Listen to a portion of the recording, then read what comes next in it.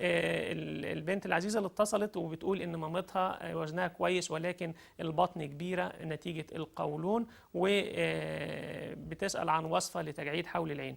بالنسبة للبطن احنا برضو عملنا 3 حلقات، 3 حلقات مش حلقتين، عن الكرش، واتكلمنا عن الكرش. ويعني تحاول والدتك ان هي، انا ما بقولش تعمل رياضه لان هي بتقول بتتعب لما بتعمل رياضه، تشفط البطن باستمرار. شفط البطن باستمرار ده بيقوي جدا عضلات البطن معايا ويمنع ترهل البطن وبيمنع الكرش. بمعنى اخر عدم الشرب اثناء الاكل او بعد الاكل مباشره. حاولي دائما ان انت ما تشربيش اثناء الاكل بتاعنا او بعد الاكل مباشره، لان ده بيرهل عضلات البطن. كذلك حضرتك وانت قاعده يبقى مستوى الركبتين اعلى من مستوى الحوض، وبالتالي ده برضو بيشد لي شويه عضلات البطن. يعني حاولي ان انت تعملي الكلام اللي احنا بنحكيه دوت، هتلاقي فيه نتيجه بس على مدار طويل شويه. وصفه التجاعيد حول العين انا هحضرها ليكي حاضر، والايروبكس انا هنبقى نتكلم عنه شويه في حلقه ثانيه ان شاء الله.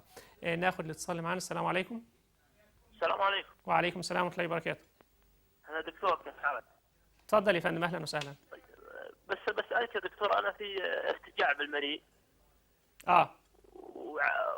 وقرروا الاطباء لازم تعمل العمليه هذه، فحبيت استشيرك يعني. بس يعني انت عملت العمليه ولا لسه؟ لا، ما عملت عمليه، بس انا يعني خايف منها. بس انت خايف من العمليه؟ شلون؟ طيب الاعراض اللي مع حضرتك ايه بالظبط؟ يعني انا احس بحموضه وحموضه. تحس ايه حضرتك؟ احس هضم وحموضه وانتفاخ وكذا يعني. الحموه والحموضه اللي بتحصل دي معايا حضرتك ولا معايا يا فندم؟ يعني زي كذا الاعراض. السن كام حضرتك؟ وش رايك يعني يا دكتور؟ هل هي لها اثار او لها اضرار او لها؟ السن كام سعادتك؟ شلون؟ السن، عمرك كام؟ انا عمري 25 سنه. 25 سنه؟ ايوه. طيب اشكرك على اتصالك يا فندم، شكرا. يعني ارتجاع المريء طبعا مرض منتشر قوي ومشهور قوي ومعروف قوي. يعني انا نسيت اساله على الوزن بتاعه، ولكن طيب يعني انا هجاوب بعد الاتصال اللي معايا. السلام عليكم. السلام عليكم ورحمه الله وبركاته. وعليكم السلام. اتفضلي يا فندم. وعليكم السلام. وطي التلفزيون بعد اذن حضرتك عشان تسمعيني كويس. السلام عليكم. وعليكم السلام ورحمه الله وبركاته. ايوه، انا مدام منى من مصر. اهلا بيك يا فندم. لو سمحت، انا عايزه اعرف، انا وزني 80 كيلو. ايوه يا فندم. وبنتي عمرها 10 اشهر دلوقتي وانا برضع. ايوه. وعايزه رجيمي ينزلني شويه، يعني ينزلني يخليني كده 60 كيلو. انت اول مره تسمعي البرنامج بتاعنا؟ اول مره.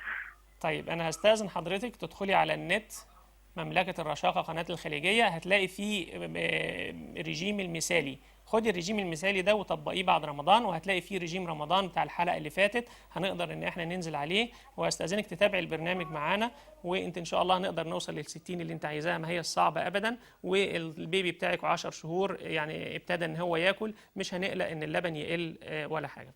اشكرك على اتصالك. خلوني ارجع تاني للاخ اللي عنده ارتجاع مريء و25 سنه. يعني انا هوصيك بحاجه اعملها، وبعد كده ناجل العمليه شويه ونشوف اخبارها ايه.